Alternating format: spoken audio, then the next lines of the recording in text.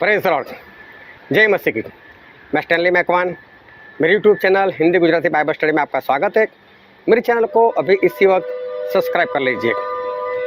परमेश्वर ने मूसा को दर्शन दिया, और जब परमेश्वर ने दर्शन दिया तो जलते हुए पेड़ में से दर्शन दिया। पेड़ जल रहा था, आग बहुत भयानक लगी थी, लेकिन पेड़ भस्म नहीं हो रहा था। इसका कारण क्या था? और प्रभु यीशु ने आज तक बहुत लोगों को दर्शन दिया, मूसा को भी उसके बाद में कई बार दर्शन दिया, लेकिन ये इस बार में परमेश्वर ने उसको जलते हुए पेड़ में ही क्यों दर्शन दिया? वो जलता हुआ पेड़ क्या कहना चाहता है, उसके पीछे क्या भेद है, वो भस्म नहीं हो रहा था, वो क्या कहना चाहता है, ये सब कुछ जानने के लिए इस वीडियो को पूरा देखो। हाँ, वचन की ओर चले और बाइबल से निर्गमन का पुस्तक 30 अध्याय, और हम पढ़ेंगे उसके पहले वचन से लेकर 12वें वचन तक। मूसा अपने ससुर यित्रो नाम मिद्यान के याजक की भेड़ बकरियों को चराता था, और वह उन्हें जंगल की परली और होरेब नाम परमेश्वर के पर्वत के पास ले गया। और परमेश्वर के दूत ने एक कटीली फाड़ी के बीच आग की लो में उसको दर्शन दिया, और उसने दृष्टि उठाकर देखा कि फाड़ी जल रही है पर भस्म नहीं होती। तब मूसा ने सोचा कि मैं उधर फिर के इस बड़े अचंभे को देखूंगा कि वह फाड़ी क्यों नहीं जल जाती। जब यहोवा ने देखा कि मूसा देखने को मुड़ा चला आता है, तब परमेश्वर ने फाड़ी के बीच से उसको पुकारा कि हे मूसा, हे मूसा। मूसा ने कहा, क्या आज्ञा? उसने कहा, इधर पास मत आ, और आपके पाँव से जूतियों को उतार दे, क्योंकि जिस स्थान पर तू खड़ा है वह पवित्र भूमि है। फिर उसने कहा, मैं तेरे पिता का परमेश्वर और इब्राहिम का परमेश्वर, इसहाक का परमेश्वर और याकूब का परमेश्वर हूँ। तब मूसा ने, जो परमेश्वर की ओर निहारने से डरता था, अपना मुंह ढाँप लिया। फिर यहोवा ने कहा, मैंने अपनी प्रजा के लोग जो मिस्र में हैं उनके दुख को निश्चय देखा है, और उनकी जो चिल्लाहट परिश्रम करवाने वालों के कारण होती है उनको भी मैंने सुना है, और उनकी पीड़ा पर मैंने चित्त लगाया है। इसलिए अब मैं उतर आया हूँ कि उन्हें मिस्रियों के वश से छुड़ाऊँ और उस देश से निकालकर एक अच्छे और बड़े देश में, जिसमें दूध और मधु की धारा बहती है, अर्थात कनानी, हित्ती, अमोरी, परिसी, हिवी और यबूसी लोगों के स्थान में पहुँचाऊँ। सो अब सुन, इज़राइलियों की चिल्लाहट मुझे सुनाई पड़ती है, और मिस्रियों का उन पर अंधेर करना भी मुझे दिखाई पड़ा है। इसलिए आग, मैं तुझे फिरौन के पास भेजता हूँ कि तू मेरी इज़राइल प्रजा को मिस्र से निकाल ले आ। तब मूसा ने परमेश्वर से कहा, मैं कौन हूँ जो फिरौन के पास जाऊँ और इज़राइलियों को मिस्र से निकाल ले आऊँ? उसने कहा, निश्चय मैं तेरे संग रहूँगा, और इस बात का कि तेरा भेजने वाला मैं हूँ, तेरे लिए यह चिन्ह होगा कि जब तू उन लोगों को मिस्र से निकाल चुके तब तुम इसी पहाड़ पर परमेश्वर की उपासना करोगे। परमेश्वर पिता का वचन हमारे लिए बहुत ही आशीषित है, और परमेश्वर पिता का वचन सच्चा है, और बाइबल में लिखा है कि तू सच्चाई को जानेगा और सच्चाई तुझे आज़ाद करेगी। आज एक बार फिर बहुत ध्यान से परमेश्वर के वचन को सुनना, क्योंकि हमारे परमेश्वर आज एक बार फिर इस वचन से हमसे बातचीत करेंगे, और परमेश्वर हमें कुछ सिखाएंगे। इज़राइल के लोग वो मिस्र देश के अंदर गुलाम बने हुए थे, और तकरीबन वो लोग 400 साल तक वहाँ पर गुलाम बने रहे। उसके बाद परमेश्वर ने मूसा को भेजकर उनको वहाँ से बाहर निकाला। लेकिन अगर हम बाइबल पढ़ते हैं तो परमेश्वर ने अब्राहम को दर्शन दिया था, और अब्राहम को एक भी औलाद नहीं थी, और परमेश्वर ने अब्राहम को ऐसा बोला, अब्राहम बोले तू अपना देश छोड़ दे, अपने पिता के घर को छोड़ दे, और जो देश मैं तुझे दिखाऊं वहाँ पर तू जा, और तेरे जरिए एक मैं बड़ी कौम मैं उत्पन्न करूँगा। और परमेश्वर ने मूसा से ये भी कहा, अब्राहम से ये भी कहा कि अब्राहम तेरी जो अंश होगी वो बोले परदेश में जाएगी, वहाँ पर जाकर वो लोग गुलाम बनेंगे, और बोले 400 साल तक उनको दुख दिया जाएगा। अभी देखो अब्राहम की एक भी औलाद नहीं है। तब परमेश्वर ने ये बात कह दी थी कि तेरी जो अंश है वो परदेश में गुलाम बनी रहेगी। अभी किसी का पाप हो और पाप की वजह से कुछ भुगतना पड़े, वो बात तो अलग से है। लेकिन जब कोई पाप नहीं, पाप करने वाला कोई नहीं, और तब से परमेश्वर ने बोल दिया था कि अब्राहम तेरी अंश 400 साल तक वो गुलाम बनी रहेगी। और फिर अब्राहम से इसहाक हुए, इसहाक से याकूब हुए, वही याकूब का नाम परमेश्वर ने बदलकर इज़राइल रखा। और इज़राइल का मतलब होता है कि जिसके लिए परमेश्वर खुद युद्ध करते हैं। फिर क्या हुआ, उस याकूब से 12 गोत्र हुए और उनमें से एक था यूसुफ। और यूसुफ को मिस्र में जाना पड़ा, वहाँ पर गुलाम बनना पड़ा, जेल में भी गए, लेकिन आखिर में वही मिस्र के वो प्रेसिडेंट बन गए। और तब यूसुफ ने अपने सारे घराने वाले को कनान देश से मिस्र में बुला लिया। तब वो लोग गिनती में सिर्फ 70 लोग थे। मतलब ये ऐसा नहीं बोल सकते कि एक बड़ी प्रजा है, अभी तो एक छोटा सा झुंड बोल सकते हैं उनको। 70 लोग मतलब कम है। और वहाँ पर जाने के बाद वो सारे लोग गुलाम बनाए गए और गुलाम की अवस्था में ये लोग बढ़े। गुलाम की अवस्था में इनकी गिनती बढ़ती गई और दिन भी बीतते गए। और ऐसे करते करते जब 400 साल बीत गए तब इज़राइल जो थी वो एक बड़ी प्रजा बन चुकी थी। और इज़राइल के जो अगर उनकी गिनती की जाए तो जो 20 साल से बड़ी उम्र वाले थे उनकी गिनती हुई थी 6,03,550। उनमें जो लेवी का गोत्र था उनकी गिनती नहीं की गई थी और जो उनकी पत्नियां और बच्चे थे उनकी गिनती नहीं की गई थी। तो ये लोग काफ़ी लोग थे। लेकिन ये सभी लोग पैदा जो हुए वो गुलाम की अवस्था में ही पैदा हुए। अभी देखो, एक बच्चा जब पैदा होता है और जब उसको होश आता है 4-5 साल के बाद, कुछ समझने लगता है और उसको पता चलता है मैं तो यहाँ पर गुलाम हूँ, मेरे पिताजी भी यहाँ पर तो गुलाम है, तो उसके पास कोई आशा नहीं रहती अब मेरा क्या होगा। अभी हमारा भारत देश जो था वो भी तकरीबन 150 साल तक गुलामी में रहा था। अभी कई लोगों ने आज़ादी के लिए अपने प्राणों को दे दिया, कई लोगों ने लड़ाई लड़ी, बहुत कुछ हुआ, लेकिन फिर भी जब आज़ाद ना हो तो हौसला जो है वो हमारा ख़त्म हो जाता है। दूसरी बात क्या है कि ये लोग तो इस तरह से गुलाम बनाए गए हैं कि उस ज़माने में मिस्र देश जो था वो लोहे की भट्टी के समान था, बोले लोहे को भी पिघला दे ऐसा। और मिस्र के लोग जो थे वो पूरी दुनिया में मशहूर लोग थे कि हट्टे कट्टे और पूरी दुनिया के ऊपर जैसे राज कर सके ऐसे लोग, इनके हाथों से छूटना वो नामुमकिन सी बात थी। अब इनके पास एक ही नाम था, परमेश्वर का नाम बस। और इन लोगों ने प्रार्थना की होगी कि परमेश्वर हम तो यूसुफ की वजह से यहाँ पर आए थे, यूसुफ हमारे प्रेसिडेंट बने होते, आपने उनको यहाँ का प्रेसिडेंट बना दिया था, और देखो परमेश्वर हम यहाँ पर आए लेकिन जो दूसरा फिरौन है वो हमको जानता नहीं है, और देखो उन्होंने तो हमको गुलाम बना दिया। बहुत प्रार्थना की होगी लेकिन प्रार्थना का उत्तर नहीं मिल रहा है। कई बार ऐसा होता है इंसान बीमार हो जाता है, या तो इंसान के पास काम नहीं होता है, या तो उससे कोई और समस्या होती है, वो एक बार प्रार्थना करता है, 2 बार करता है, 10 बार करता है, लेकिन कोई उत्तर ही नहीं मिलता। जब वो उत्तर नहीं मिलता फिर क्या होता है कि उसका जो विश्वास होता है वो डगमगाने लगता है। फिर क्या होता है कि फिर भी अगर प्रार्थना ना सुनी जाए फिर क्या होता है कि उसका विश्वास चला ही जाता है। फिर कई लोग तो परमेश्वर को छोड़ देते हैं और किसी और रास्ते पर वो लोग चले जाते हैं। अभी इज़राइल के लोगों के साथ ऐसा कुछ हो रहा है।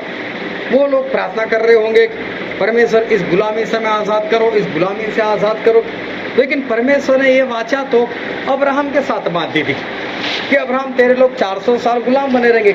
अभी इनको कहाँ मालूम है कि 400 साल तक कुछ होने वाला ही नहीं है, 400 साल तक हमारी प्रार्थना कोई सुनने वाला ही नहीं है। तो ये तो बेचारे पूरे विश्वास के साथ प्रार्थना कर रहे। अभी एक पीढ़ी खत्म हो गई, अभी दूसरी पीढ़ी आ गई। अभी दूसरी पीढ़ी आ गई, वो तो जन्म से ही गुलाम है। उन्होंने तो आज़ादी नाम की कोई चीज़ देखी नहीं, लेकिन पिताजी प्रार्थना करते थे तो ये लोग भी प्रार्थना करने लगे।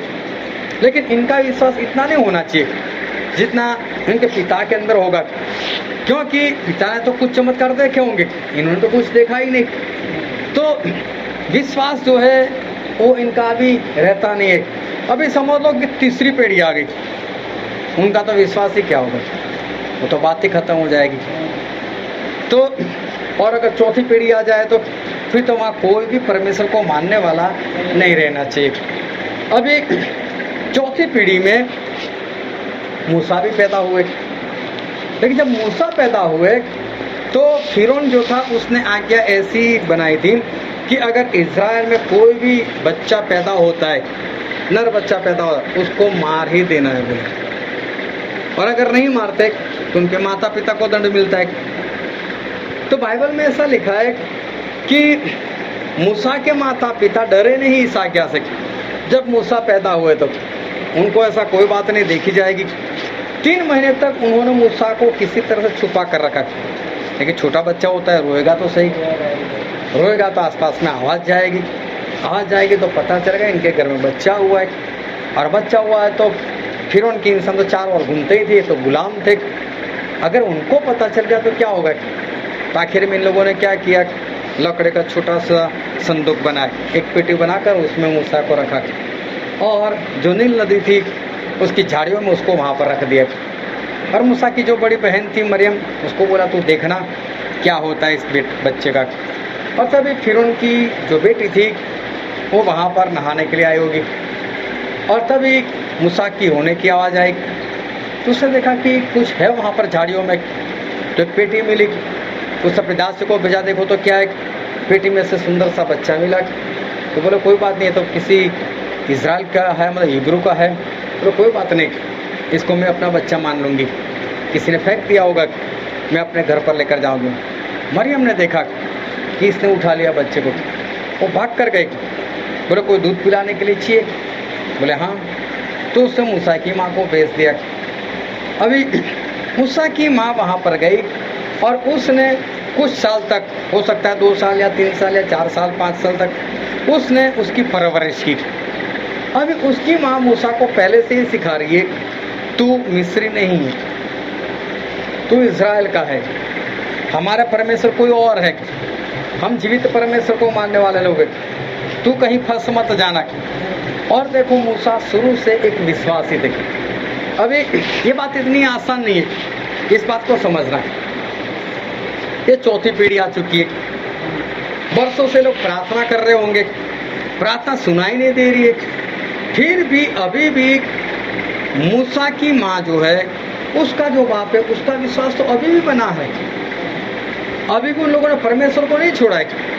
ये देखने जाओ तो कितनी बड़ी बात है कि बरसों से पैदा ही ये लोग तो गुलाम में हुए, बहुत प्रार्थना की, प्रार्थना के बाद भी कुछ नहीं हो रहा है, लेकिन अभी भी अपने बेटे को क्या सिखा रहे, देख तू मिस्री नहीं है, तू तो इज़राइल का है, तू तो इब्रानी है, और तू जीवित परमेश्वर को मानना, इनके देवी देवता को मत मानना।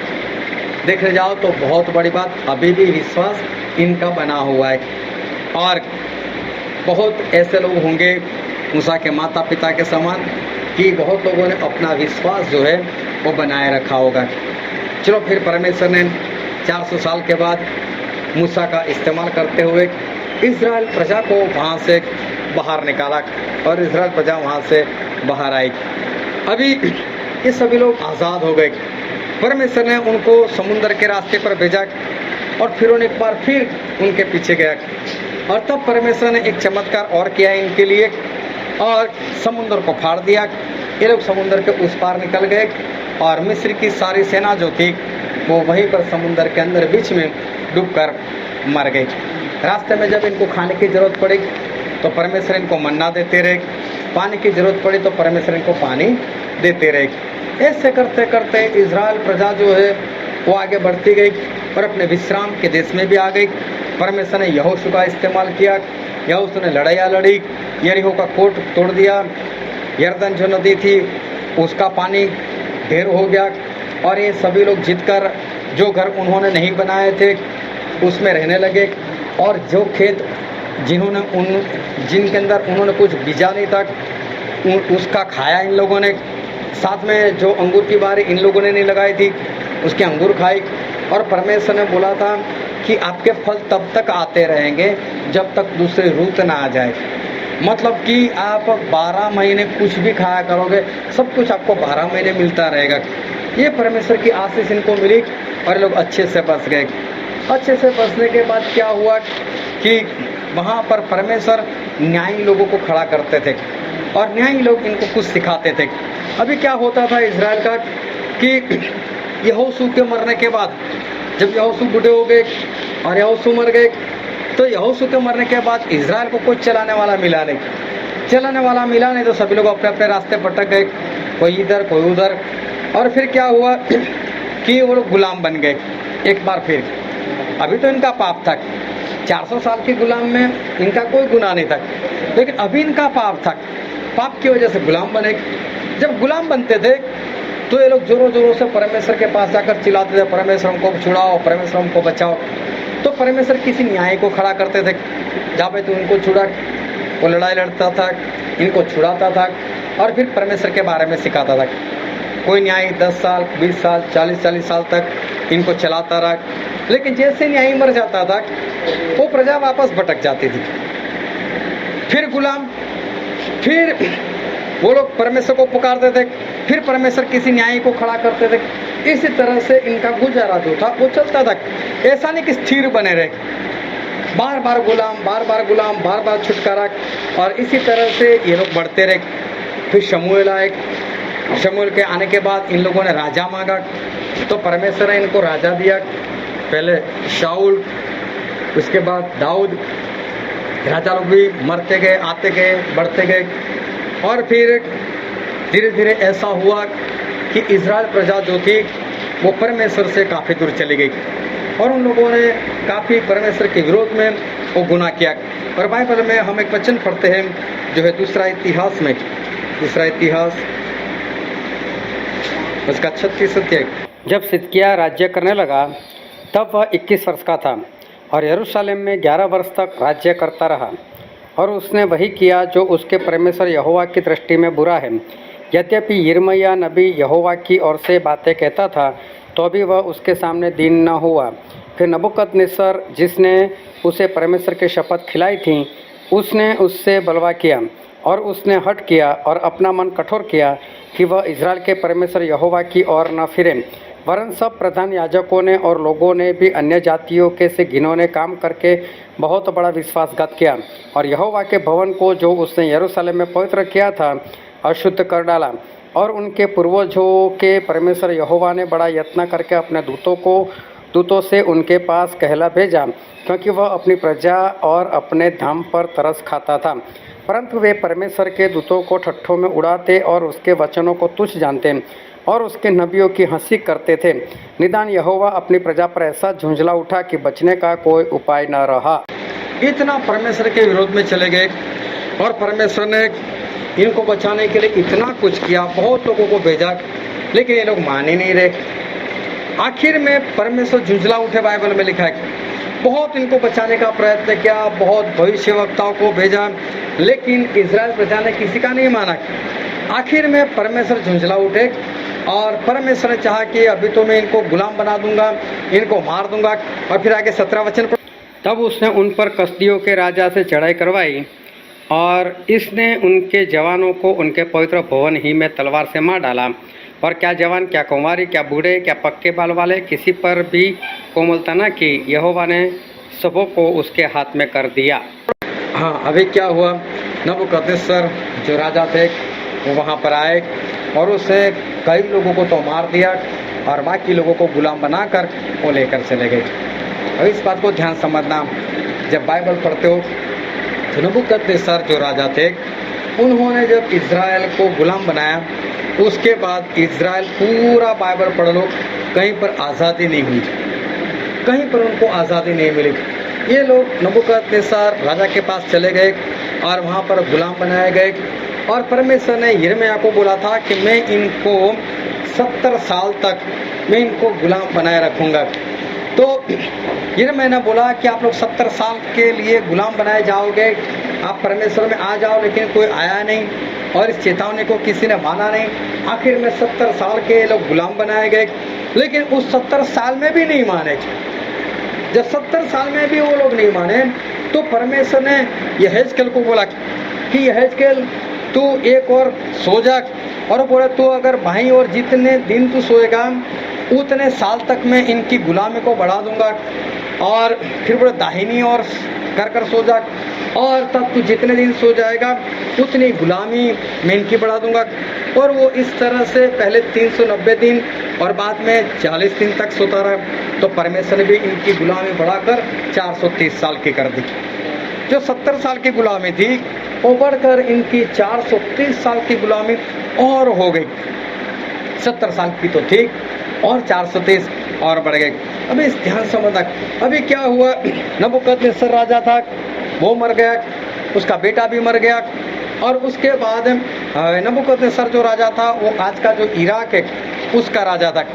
उसके बाद पर्शिया का राजा, मतलब कि आज का जो ईरान है, उसके राजा ने इनके ऊपर हुकूमत की और इजराइल लोग वो ईरान के गुलाम बनाए गए।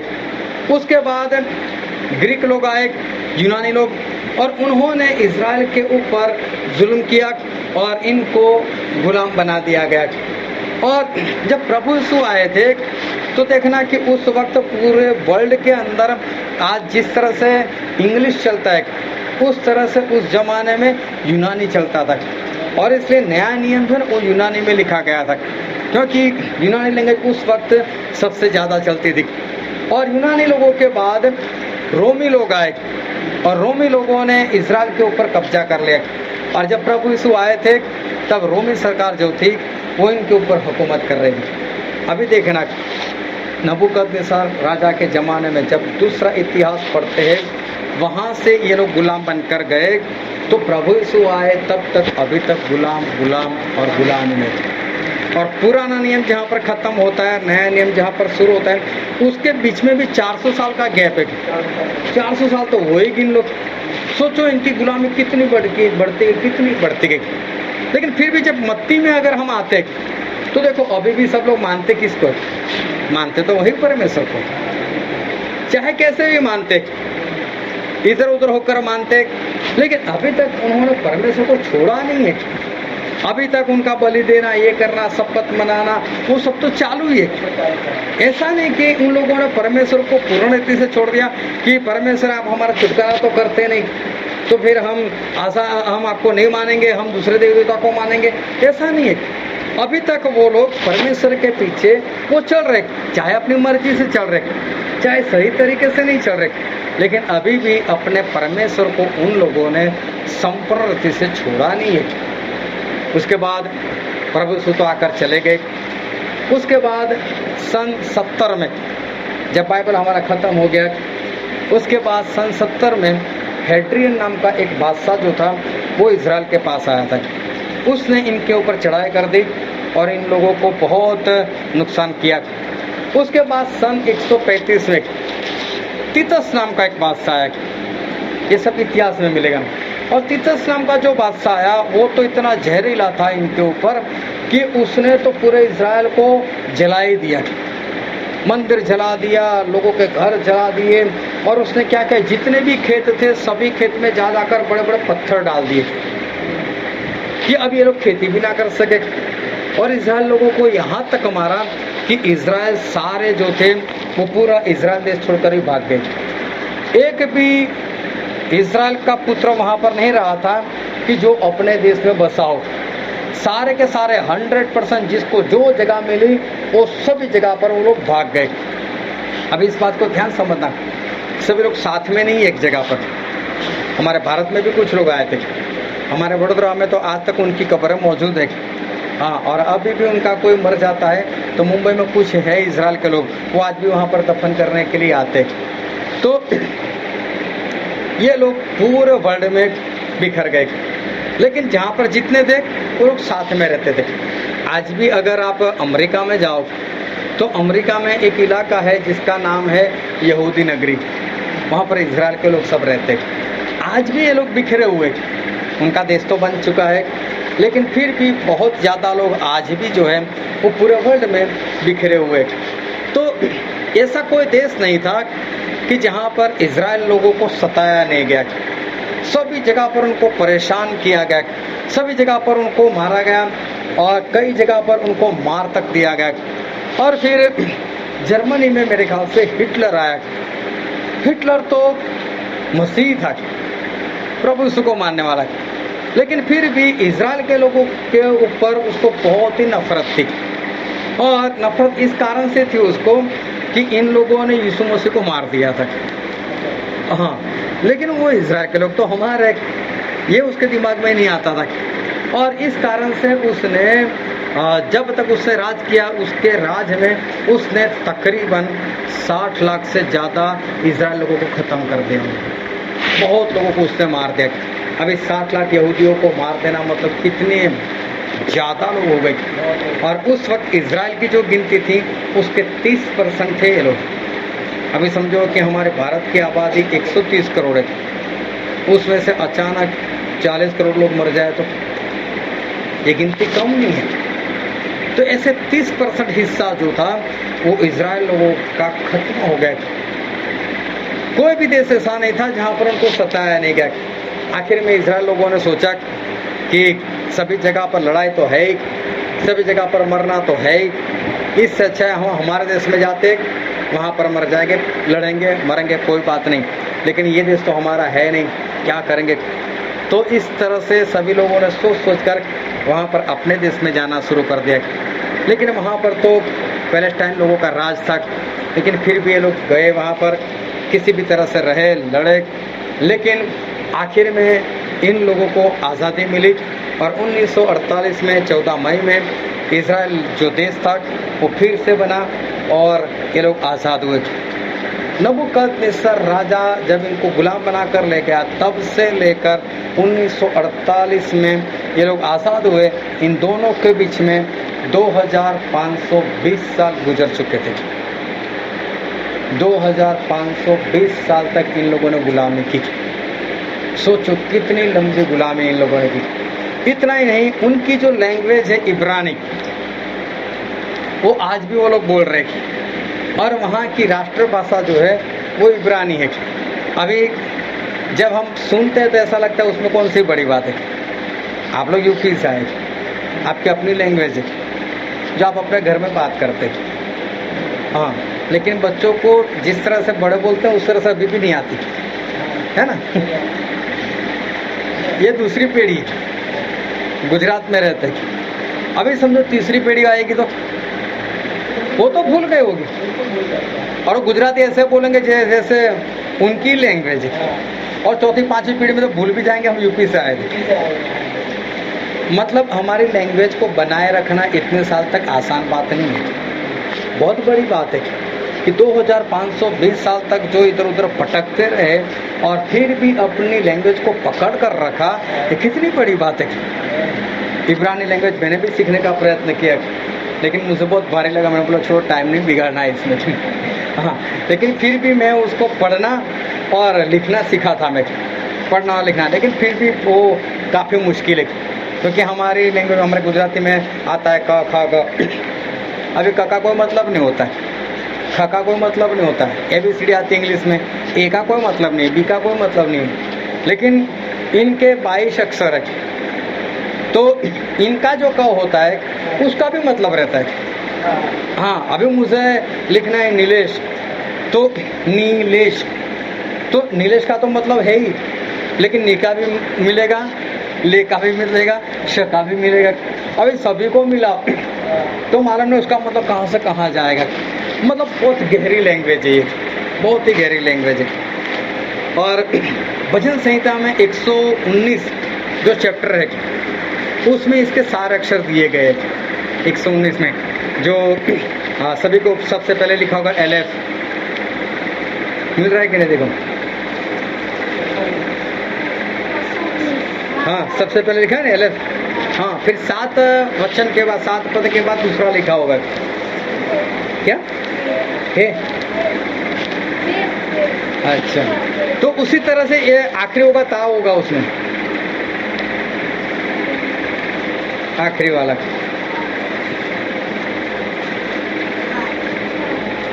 ताओ, ये वही उनके शब्द अक्षर है उनके। तो यहाँ पर 22 है इनके, लेकिन फिर भी इतनी गहरी भाषा, हमारे पास उनसे ज़्यादा शब्द है, लेकिन फिर भी वो हमसे आगे है लैंग्वेज में।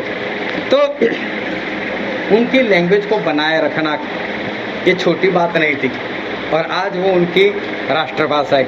अभी देखो पिछले दिनों में हमारे ही सामने इजराइल का युद्ध हुआ पैलेस्टाइन के साथ, उसके आतंकी संगठन जो था हमास, उसके साथ युद्ध हुआ और बहुत भारी युद्ध हुआ, और सभी लोग इजराइल से डर गए, और आखिर में उन्होंने हाथ जोड़े, बोले यार बंद करो, इसको ख़त्म करो। तो कहने का मतलब है कि इतना छोटा सा देश और परमेश्वर के लोग चारों ओर दुश्मन देश से घिरा हुआ, लेकिन आज भी उनका एक नाम है कि एक मजबूत देश है। इस बात को ध्यान समझना, आज भी वो लोग मानते हैं अपने ही जीवित परमेश्वर को, जबकि वहाँ जाकर देखो तो यीशु मसीह को आज भी नहीं मान रहे, यीशु मसीह को नहीं मान रहे। अगर यीशु मसीह भी उन्हीं में से एक थे, उन्हीं के गोत्रों में से, यहूदा के गोत्रों में ही आए हुए, दाऊद के अंश में ही आए हुए, अगर आप इजराइल में जाकर उनको ऐसा बोलो कि हम यीशु मसीह को मानते, तो वो लोग चिढ़ाते, यीशु उसको तो हमने मार दिया, ऐसे चिढ़ाते वो लोग, मैं यीशु कुछ ही नहीं है किसी। अभी देखो प्रभु यीशु के बिना तो उद्धार नहीं है, प्रभु यीशु के बिना हम स्वर्ग नहीं जा सकते, लेकिन वो इजराइल आज भी प्रभु यीशु को नहीं मानते, लेकिन फिर भी आज कितना स्ट्रांग बना हुआ है। और देखो इतनी गुलामी करने के बाद, पूरे वर्ल्ड में बिखर जाने के बाद, आज भी वो लोग अपनी जगह पर कायम है। और परमेश्वर ने बोला है उनके लिए भविष्यवाणी के, एक बार वो लोग जमा हो जाएंगे, उसके बाद उनको कोई वहाँ से हटा नहीं पाएगा। अभी इनको कोई वहाँ से हटा नहीं पाएगा, ये परमेश्वर की भविष्यवाणी। ये इनका जो इतिहास है, जब हम पढ़ते हैं या सुनते हैं तो अंदर से आनंद भी आता है, लेकिन गहराई से सोचते हैं तो हमें ऐसा लगता है कि ऐसा हुआ कैसे। ये लोग इतने मार खाने के बाद, इतने मर जाने के बाद, बाइबल में भी देखो परमेश्वर जब जब उनके ऊपर क्रोध करते थे, कभी 70,000 लोग मर गए ना, कभी 23,000 लोग मर गए, कभी 14,700 लोग मर गए। जिन लोगों की गिनती कर कर ये लोग बाहर निकले थे 6,03,550, उसमें से 2 ही लोग बचे थे, लेकिन फिर भी कभी खत्म नहीं हुए लोग। ऐसा नहीं होगा सुनिए होगा भाई ये प्रजा जो थी खत्म ही हो गई, ऐसे कई प्रजा जो है वो पहले थी, आज नहीं दिखाई दे रही है, लेकिन ये प्रजा बरसों से है और आज भी है। जबकि सबसे ज़्यादा जुल्म उनके ऊपर ही किया गया, सबसे ज़्यादा मरे भी उन्हीं लोगों में से, लेकिन फिर भी आज वो प्रजा वैसी की वैसी।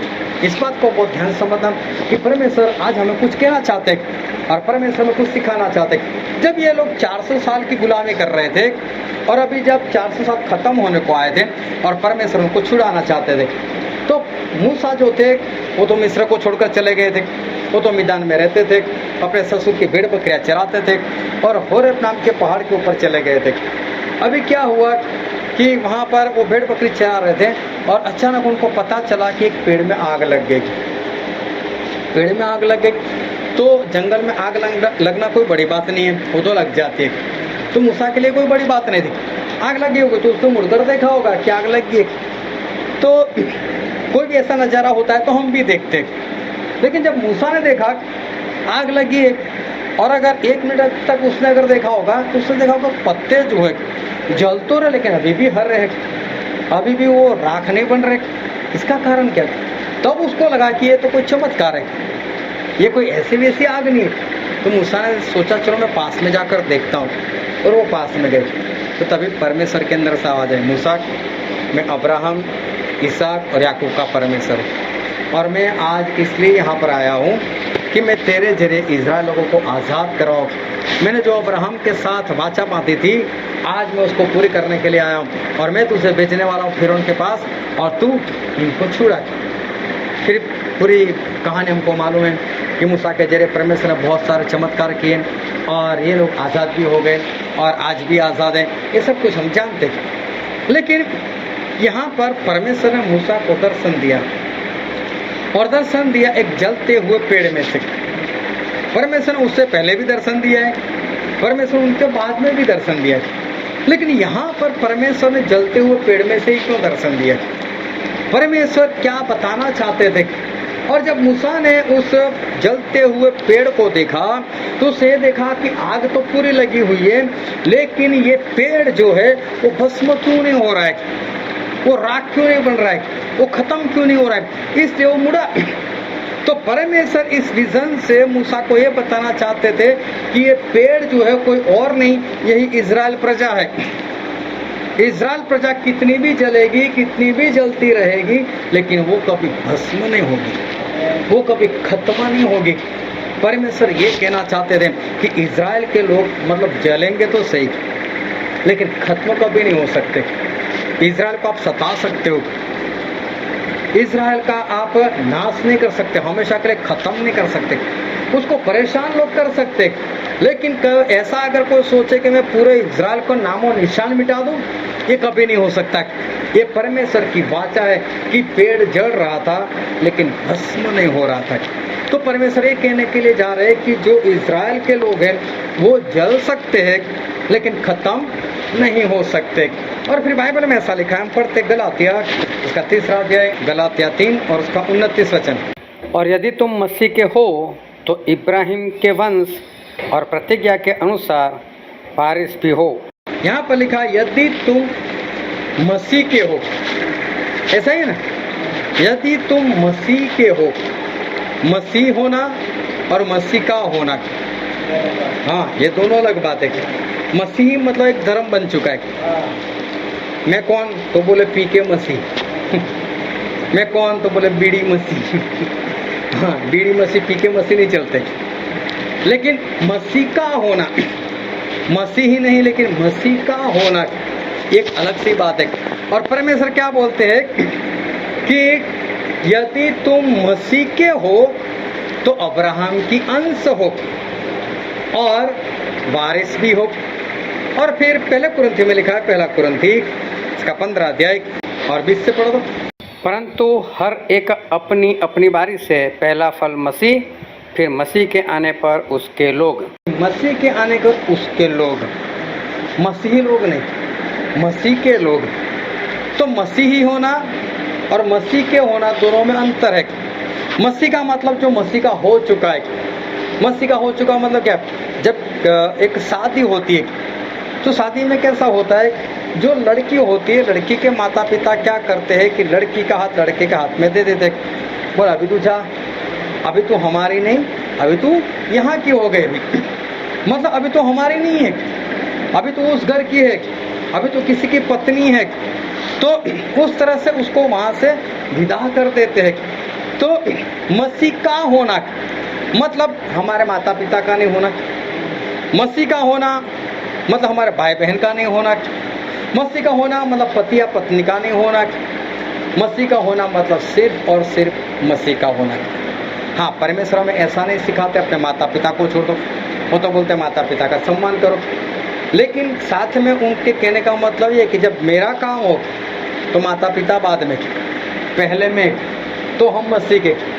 पति और पत्नी कभी जुदा ना हो, मतलब उनको भी जुदा नहीं होना है, लेकिन परमेश्वर बोलते हैं कि पहले में फिर पति, पहले में फिर पत्नी। तो मसीह का होना मतलब हमारे जीवन में सबसे पहला स्थान वो मसीह का होना। मतलब कोई भी काम है हमारे जीवन में, लेकिन उस काम के दौरान हमारे पास परमेश्वर का काम है, तो हमें सारे कामों को भूलकर हमें मसीह के काम को पहले करना है। वो काम हमें पहले निपटाना, बाकी का काम देखा जाएगा। इसको कहते हैं कि मसीह का होना। तो परमेश्वर बोलते हैं जो अगर आप मसीह के हो तो अब्राहम की अंश हो। तो अब्राहम के अंश मतलब इसहाक, इसहाक से याकूब, और याकूब का नाम क्या रखा गया, इजराइल। तो जो इजराइल के लोग हैं वो किसकी संतान है, वो तो अब्राहम की संतान है। तो अगर हम मसीह के हैं तो हम अब्राहम की संतान, और अब्राहम की संतान मतलब हम क्या है, हम तो इजराइल के लोग हैं। हालेलुया, हम इजराइल के लोग हैं। और अगर हम इजराइल के लोग हैं तो इजराइल के लोग कैसे होने चाहिए, वो जलते रहेंगे लेकिन भस्म नहीं होंगे, वो जलते रहेंगे लेकिन कभी खत्म नहीं हो सकते। अगर हम इजराइल के हैं, अगर हम मसीह के हैं तो जलेंगे सही, आग तो हमारे जीवन में है ही है, लेकिन हम कभी खत्म नहीं हो सकते। कितनी भी सतावट हो, कितनी भी प्रार्थना करें हम लोग, लेकिन हम कभी परमेश्वर के ऊपर से हमारा भरोसा, हमारा विश्वास हम छोड़ नहीं सकते। इसलिए जब नबूकदनेस्सर इनको गुलाम बनाकर लेकर गया और उसने एक बड़ी सी मूर्ति बनाई और बोला कि इसकी आराधना करो, और जो कोई आराधना नहीं करेगा उसको आग की भट्ठी में डाल दिया जाएगा, तब 3 लोग पकड़े गए, हनन्याह, मिसाएल और अज़ारिया। ये 3 लोग जब पकड़े गए तो राजा ने उनको एक मौका और दिया कि देखो मैं आपको एक मौका और देता हूँ। एक बार फिर से जब बाजे बजने लगे तो बोले तुम लोग इस मूर्ति की पूजा कर लेना, अगर नहीं करोगे तो बोला आग की भट्ठी में डाल दूंगा। और बोले उसमें से 50 से ऐसा कोई परमेश्वर है क्या? तो इन 3 लोगों ने क्या उत्तर दिया कि राजा सबसे पहले तो हम ये जरूरत ही नहीं समझते कि तुझे उत्तर भी दे। अभी जो कितना बड़ा अपमान हो गया इसका, जो पूरे वर्ल्ड के ऊपर राज कर रहा है, और उसको क्या बोल, सबसे पहले तो हम ये चाहते हैं कि हम तुझे उत्तर ही ना दें, लेकिन चल फिर भी तुझे बता देते कि हमारे परमेश्वर में इतनी ताकत है कि वो हमको बचा सकते हैं। लेकिन अगर ना बचाना चाहे तो ना बचाए, लेकिन इस मूर्ति की पूजा को हम नहीं करना। ये कौन है? इजराइल के लोग। मरने के लिए तैयार हो जाए लेकिन झुकने के लिए तैयार ना हो, ये है इजराइल के लोग। तो परमेश्वर के लोग, मसीह के लोग ऐसे होते, कभी किसी के सामने झुकते नहीं है। मरना पसंद करेंगे लेकिन झुकना पसंद नहीं करेंगे। और इन तीनों को आग की भट्ठी में डाल दिए गए, लेकिन हुआ क्या? परमेश्वर आए, परमेश्वर उनको बचा लिया। ये लोग नाश नहीं हुए, चाहे कितनी भी गुलामी में ये लोग गए, लेकिन कभी खत्म नहीं हुए। और ना ही इन लोगों ने अपना विश्वास, अपना भरोसा परमेश्वर के ऊपर से उठा लिया, चाहे जैसे भी मानते, लेकिन आज भी वो परमेश्वर के पीछे है और परमेश्वर को आज भी मानते। मैं तो वहाँ पर जाकर आया, और वहाँ पर जब शनिवार आता है तो शनिवार को वो लोग सब्बत का दिन मनाते, विश्राम का दिन मनाते, और उनका दिन शाम को 6 बजे बदल जाता है। तो शुक्रवार जब होता है तो शाम को 6 बजे सब कुछ बंद। जब तक दूसरे दिन के शाम के 6 नहीं बजेंगे तब तक कोई काम नहीं करना है। तो ये लोग क्या करते हैं कि अपनी दुकान अगर होती है, फैक्ट्री होती है, समय पर बंद कर अपने घर पर पहुंच जाते हैं। अगर समझो कि कोई गाड़ी चलाकर जा रहा है और रास्ते में 6 बज गए, वो गाड़ी रख देगा, को गाड़ी नहीं चलाएगा, वहाँ से पैदल चला जाएगा अपने घर पर। अगर समझो उन लोगों ने गैस के ऊपर कुछ रखा हुआ है और गलती से दिमाग से बाहर चला गया, और 6 बजे अगर गैस चालू रहेगा तो दूसरे दिन 6 तक उसको नहीं बुझाएंगे, चाहे जो होगा देखा जाएगा। ऐसे लोग हैं लोग, मतलब पूरे कट्टर कि नहीं ये करना है तो करना है, चाहे वो लोग नहीं समझ रहे जो भी है। लेकिन मेरे कहने का मतलब कि परमेश्वर को छोड़ नहीं रहे। कि कितनी भी मुसीबतें उनके ऊपर आए, लेकिन अभी तक ना तो वो खत्म हुए, ना ही उन लोगों ने कभी परमेश्वर को छोड़ा है। अभी हमारा क्या होता है, हम परमेश्वर को तो मानते हैं, प्रभु यीशु को भी मानते हैं, हम उनके पीछे भी चलते हैं, लेकिन अगर किसी बात के लिए हमने 1 बार प्रार्थना की, 2 बार प्रार्थना की, 10 बार प्रार्थना की, फिर क्या होता है, परमेश्वर तो बाद में झुंझलाएंगे, हम झुंझलाओ तो परमेश्वर सुनते ही नहीं है। ऐसा हो जाता है। लेकिन परमेश्वर है ना, देखते हैं और देखने के बाद काम करते हैं। उनको मालूम नहीं मुझसे कब काम करना चाहिए। मैं छोटी सी गवाही बताता हूँ कि हम तो बचपन से किराए के घर में ही पैदा हुए। हाँ, मेरे पिता ने किराए का घर लिया हुआ था। अभी हुआ ऐसा था कि मैं बहुत छोटा था, और उस वक्त हमारा जो मकान मालिक था उसने बोल दिया भाई घर खाली कर दो। मेरे पापा ने बोला कोई बात नहीं, इस तनख्वाह पर खाली कर दूंगा। उन्होंने बोला कोई बात नहीं। दोनों आपस में मित्र ही थे, तो कोई बड़ी बात नहीं थी। लेकिन 2-4 दिन के बाद क्या हुआ होगा, वो लोग 4-5 लोग पीने के लिए बैठे होंगे। अभी नशा हो गया तो ये बात की होगी पहले कि मैं घर खाली करवा रहा हूँ। तो शराब पीने के बाद किसी ने पूछ लिया क्या वो घर खाली नहीं कर रहा है क्या? तो सभी लोग जोश में आ गए, बोले चलो हमला करते। तो उन लोगों ने मेरे पिताजी के ऊपर हमला कर दिया। मैं काफ़ी छोटा था, मैं सब देखकर मैं भी रोने लग गया। मैंने बोला क्या हो रहा है मेरे घर में? मेरे पापा पीछे से भाग गए, सीधा पुलिस स्टेशन चले गए। उन्होंने बोला मुझे कुछ लोग मारने के लिए आए और शराब पी कर आए। तुरंत पुलिस आ गई, ये लोग शराब पिए हुए पकड़े गए। अभी इनके पास कोई बहाना नहीं था कि हमने हमला क्यों किया, कोई हमारा कोई था ही नहीं, झगड़ा ही नहीं था। तो उन्होंने ऐसा लिखवा दिया कि ये हमारा घर खाली नहीं कर रहा है। अभी केस चला गया, कोर्ट में चला गया। अभी केस कोर्ट में चला गया तो चलता गया। और फिर ऐसा ही हुआ कि कोर्ट वालों ने बोल दिया है कि जिसका घर है वही रहेगा ऐसा, तो वो लोग हमारे पास खाली नहीं करवा सके। तो मैं वहीं पर पैदा होगा, वहीं पर मैं बड़ा भी हो गया, पढ़ाई वढ़ाई शादी वादी सब कुछ वहीं पर हो गया। उसके बाद अभी 2016 में हमारा जो मकान मालिक था उसकी बेटी जो थी उसने वो घर किसी को बेच दिया और तब हमको खाली करने की नौबत आई। वो भी नहीं आती अगर फिर से अगर कोई लड़ता, लेकिन मैं तो मसीह में, मतलब मुझे तो नहीं लड़ना अभी, मैं तो छोड़ दूंगा अगर। लेकिन जब सब मसीह में आए तो तभी से मैंने देखा है कि घर तो मेरा नहीं है, मैं किसी के घर में रह रहा हूँ, ना ही किराया दे रहे हम लोग, क्योंकि हमारा किराया था 15 रुपये। तो 15 रुपये कौन लेने के लिए आएगा, कोई आता नहीं था। तो मुझे ये बात दिमाग में लगती थी कि मुझे ये घर छोड़ना है, मुझे घर छोड़ना है। लेकिन मैंने परमेश्वर को ही बोला था कि परमेश्वर मुझे यहाँ से बाहर निकालो, मुझे घर दो, मुझे घर दो। मुझे मालूम था कि मैं घर कभी खरीद नहीं सकता, लेकिन मुझे इतना मालूम कि परमेश्वर काम कर सकते। अभी 20 साल पहले से मैं प्रार्थना कर रहा हूँ, परमेश्वर मुझे कर दो, परमेश्वर मुझे कर दो। कई बार लोगों ने मेरा ठट्ठा भी किया, बोले यार परमेश्वर का दास है तो उसके पास तो खुद का घर होना चाहिए, वो आशीषित होना चाहिए, उसके पास खुद का घर होना चाहिए और वो दूसरों को क्या आशीष देगा।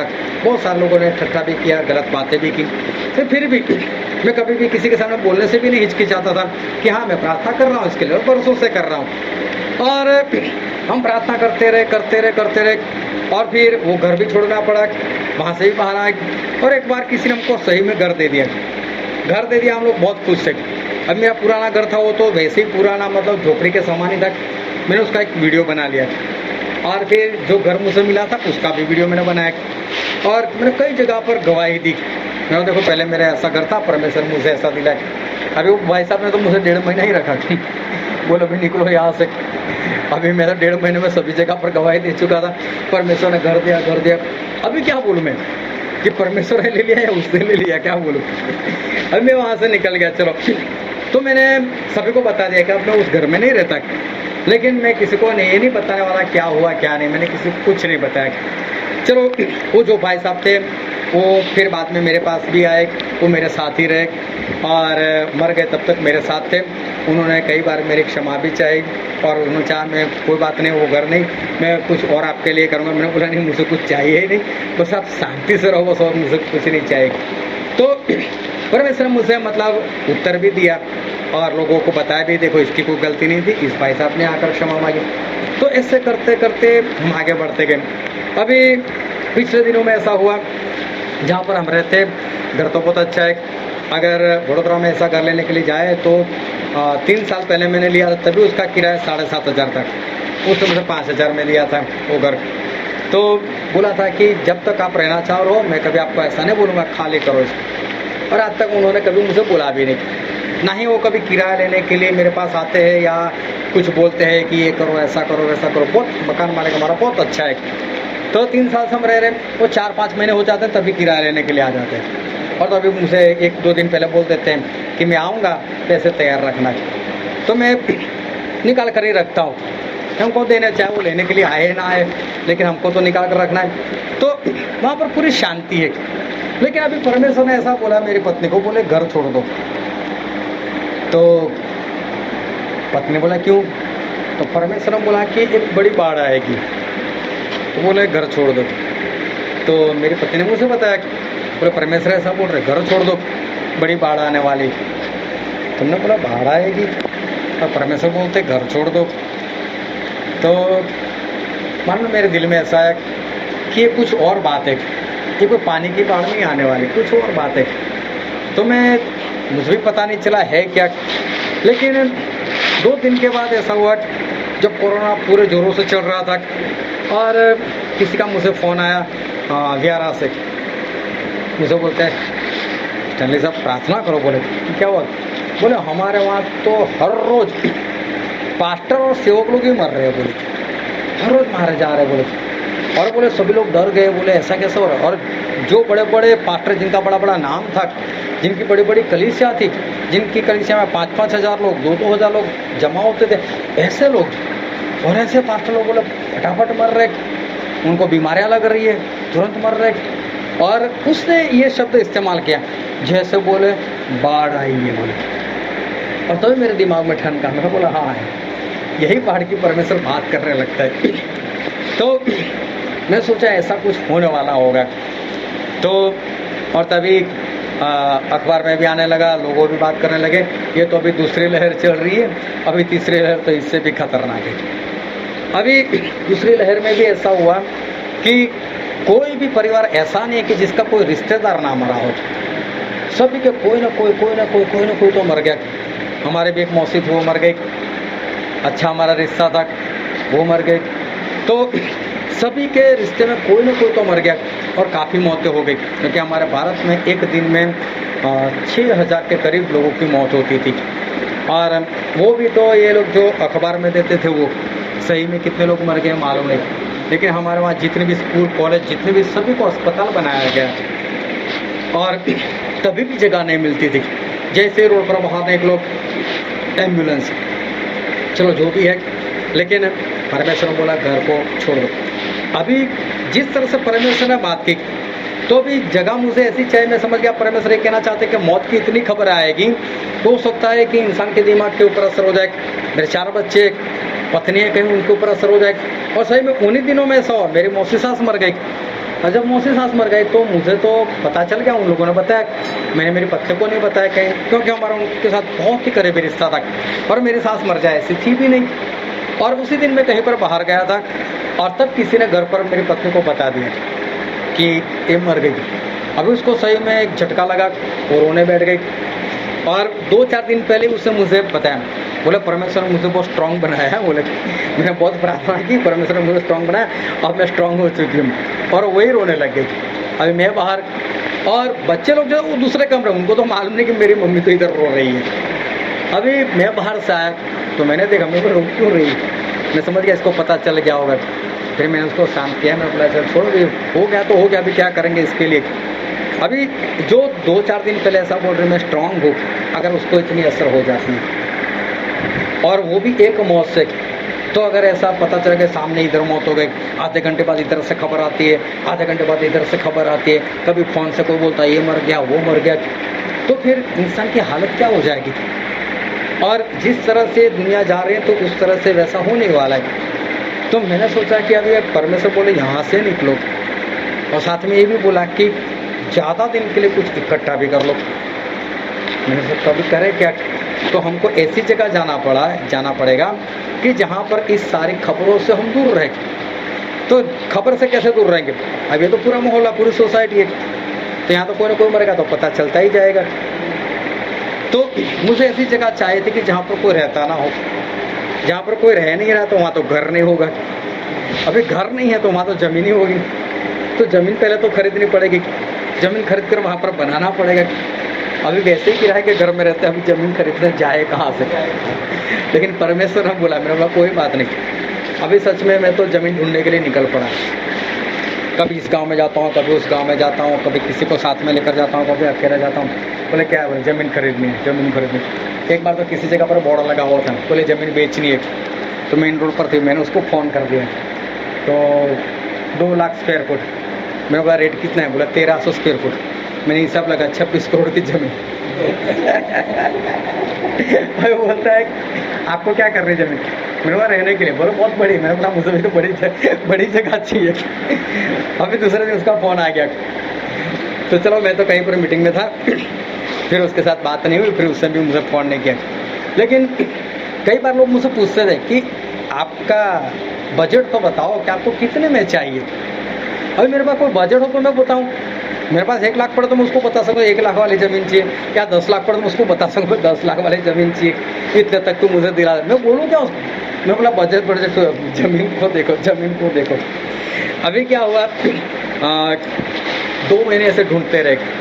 तो एक बार एक परिवार था, वो ऐसी जगह पर रहता है कि बस्ती से अलग, उनके पास कुछ ज़मीन भी है, मेरा उनके साथ काफ़ी अच्छा रिश्ता है।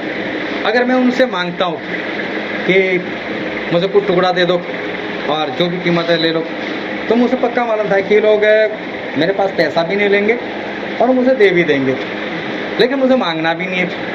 तो उस दिन अचानक से वो लोग कभी याद नहीं आए, उस दिन मुझे याद आ गए। तो मैंने परमेश्वर से प्रार्थना की, परमेश्वर आज मैं कोई मिलने के लिए जाता हूँ, लेकिन मैं कुछ नहीं बात करूँगा। लेकिन आप अगर चाहते हो कि मुझे वहाँ पर रहना है और वो जगह अगर आपने ठहरा है, तो वो लोग सामने से मुझसे कहे कि आप क्यों इधर उधर ढूंढते हो, मैं आपको देता हूँ ना, यहाँ पर आकर बना लो, घर बना लो। तो मैंने मेरी पत्नी को बोला, पत्नी बोलती ऐसे कैसे हो सकता है, वो भी मेन रोड पर है ज़मीन, सबसे अलग है, वहाँ पर कोई रहता नहीं है। तो बोले ऐसे कौन देगा हमको। और 2 साल पहले वो ज़मीन वो लोग बेचना चाहते, तब उसका 10 लाख रेट था उसका।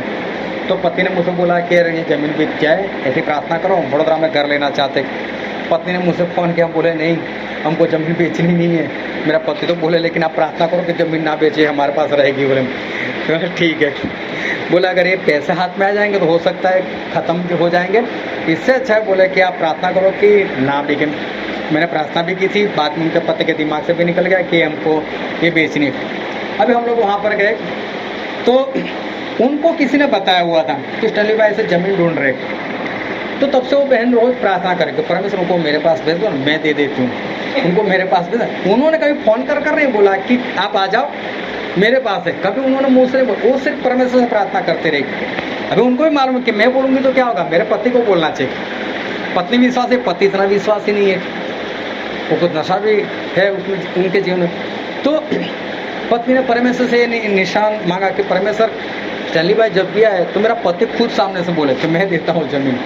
अभी हम लोग वहाँ पर चले गए, मैंने बात की ऐसे ऐसे, बोले हम लोग ढूंढ रहे, तो अगर आपकी निगाह में कोई होगा तो बोलना। तो उन्होंने भी बताया कि देखो अभी तो हमारी निगाह में कोई है नहीं, लेकिन हम ढूंढ कर रखेंगे और फिर जब बुलाएंगे तो आप आना, हम लोग जाएंगे 2-4 जगह पर घूम कर आएंगे। ऐसे ऐसे सब बात हुई, चाय पी रहे थे। तो तभी अचानक वो भाई साहब बोल पड़े, बोले क्या स्टैनली भाई इधर उधर भागते हो। बोले मेरे पास है ना, यहीं पर आ जाओ, बोले मैं अभी दिखा देता हूँ ज़मीन आपको, आप यहीं पर बना लो।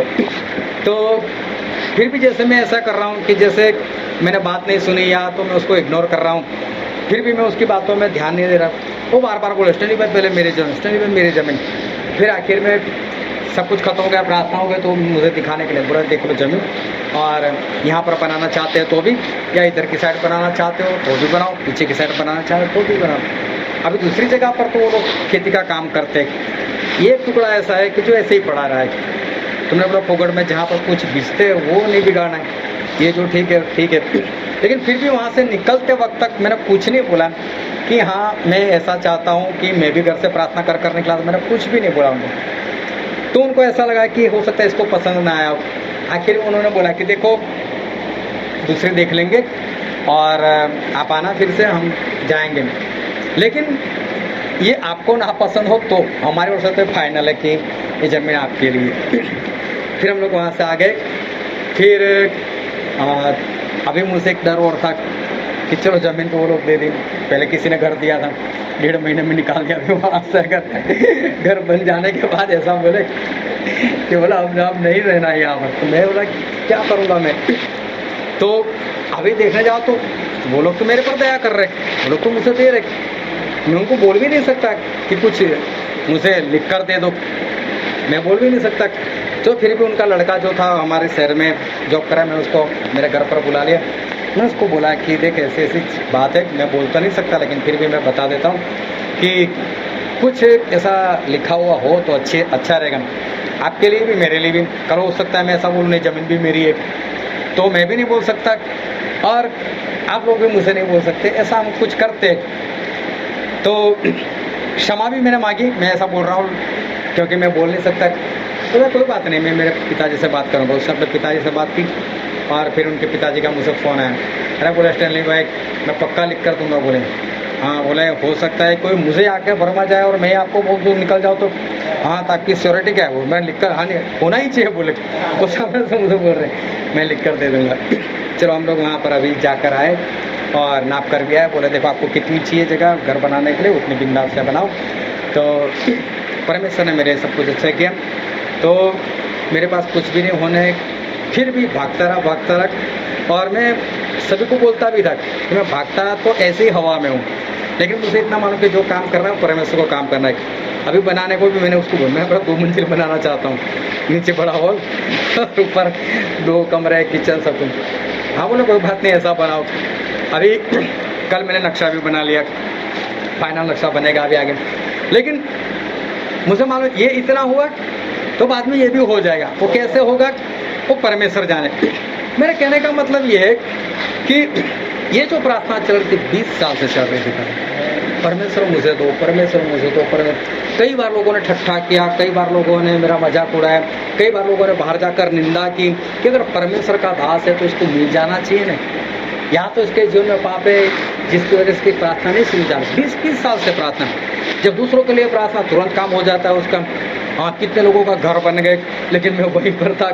तो कई लोग निंदा करते थे तो मैं सुनता भी था, लेकिन मुझे एक ही बात था कि अगर परमेश्वर आप नहीं भी दोगे तो कोई बात नहीं, किराए के घर में मर भी जाऊंगा, लेकिन परमेश्वर तो आप ही हो, मैं आपको छोड़कर कहाँ जाऊँ बस।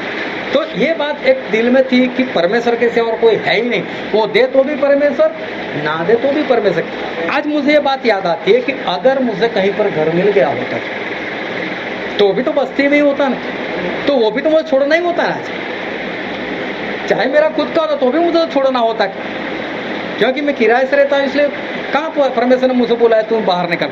वो तो जो होने वाला है उसकी वजह से परमेश्वर बोला यहाँ से निकल, तो वो तो खुद का होता तो अभी छोड़कर निकलना पड़ता।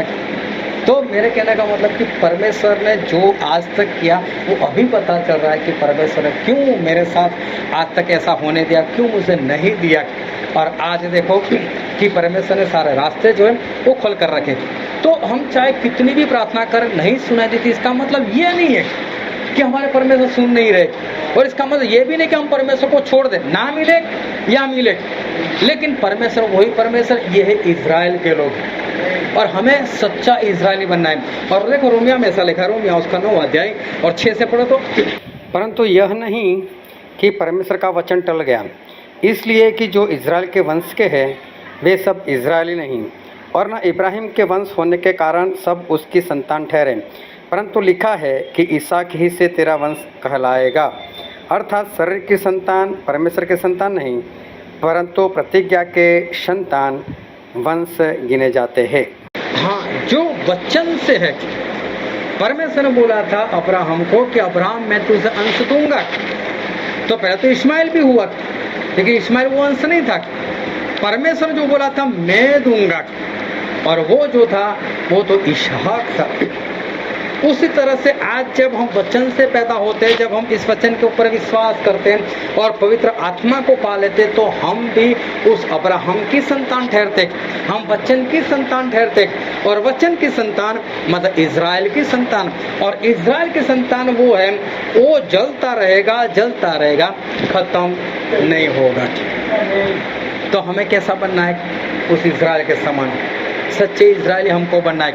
वो चाहे सच्चे हो या ना हो, लेकिन हमें वचन से सच्चे इजरायली बनना है। कि चाहे हमारे जीवन में परमेश्वर काम करे या ना करे, हमारे जीवन में कितनी भी सतावट आए, हमारे जीवन में कितने भी दुख आए, कितनी भी मुसीबत आए, हम कितनी भी प्रार्थना करें, हमारी प्रार्थना का उत्तर ना मिले, लोग हमारा ठट्ठा करें, लोग हमारा मजाक बनाए, लोग हमारी निंदा करें, लेकिन हमें खत्म नहीं होना है। फिर भी वही मेरे परमेश्वर, इजराइल के लोग इतनी ठोकरें खाने के बाद, इतने गुलाम बनने के बाद भी बने रहे अपने परमेश्वर में। तो देखो आज भी वो वैसे के वैसे है, चाहे कितनी भी ठोकरें लगे, लेकिन आज कोई ऐसा सोचे कि मैं इजराइल को मिटा दूं, नहीं हो सकता। तो उसी तरह से अगर हम इजराइल के हैं, शैतान कितना भी चाहने, कोरोना कितना भी चाहने, इसको मिटा दो, हम मिटेंगे तो हम कुछ भी नहीं हो सकता, हमें कुछ भी नहीं हो सकता। तो हमें सच्चे इजरायली बनना है। जलते रहो लेकिन मिटोगे नहीं। लेकिन देखो वो पेड़ जल रहा था, लेकिन राख क्यों नहीं हो रहा था? क्योंकि उसमें कौन था? परमेश्वर। परमेश्वर होंगे ना तो ये सब कुछ मुमकिन है। अगर हमारे अंदर परमेश्वर नहीं तो हम इजरायली नहीं। इजराइल का परमेश्वर हमारे अंदर होने चाहिए। अगर वो हमारे अंदर है, वो जलने देंगे, हमको मरने नहीं देंगे, खत्म नहीं होने देंगे। इसलिए इजराइल के परमेश्वर को हमेशा अपने अंदर रखो, जलो लेकिन खत्म मत हो, और परमेश्वर में बने रहो। अब हमारे आंखों को हम बंद करते, हमारे मस्तकों को प्रभु से आगे झुकाते हैं। जो राजाओं के राजा है, जो प्रभु के प्रभु है, जो कभी नहीं बदलते। मेरे प्रियो, परमेश्वर मूसा को जलते हुए पेड़ में से इसलिए दर्शन दिया तो दिखाना चाहते थे कि मेरे लोग जल तो सकते हैं, लेकिन खत्म नहीं हो सकते। मेरे प्रियो, हमको कोई जला सकता है,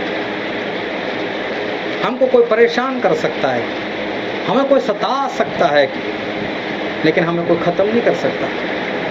हम खत्म कभी नहीं हो सकते, क्योंकि हमारे परमेश्वर हमारे अंदर है।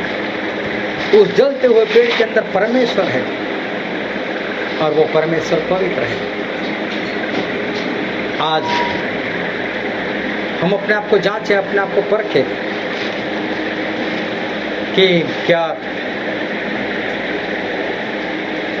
मेरे जीवन में जब ऐसी बातें होती है, जब मेरे जीवन में आग आती है, जब मेरे जीवन में मुश्किलें आती है, मेरे जीवन में बीमारियां आती है, लोग मेरी निंदा करते हैं, लोग मुझे सता रहे होते,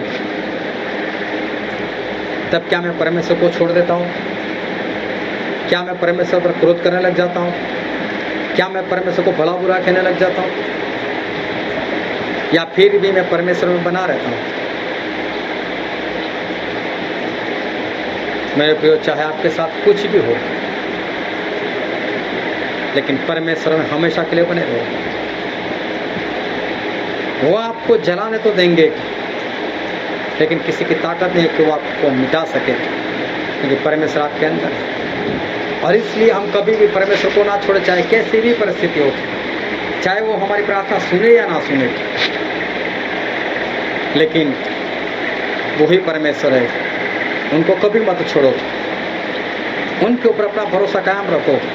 वो दे तो भी, वो ना दे तो भी, वही परमेश्वर है। लेकिन एक बात पक्की है कि परमेश्वर ने अपने लोगों के लिए एक स्वर्ग तैयार किया गया है, और वहाँ पर ना तो कोई बीमारी है, ना ही वहाँ पर कोई श्राप है, ना ही वहाँ पर कोई अशांति है, ना ही वहाँ पर हमको कोई जलाने के लिए आने वाला है। इसलिए हम सच्चे इस्राएली बने, परमेश्वर के पीछे बने रहे, ये वचन समझने के लिए, ग्रहण करने के लिए, उसके अनुसार चलने के लिए। प्रभु की कृपा हम सभी पर बने।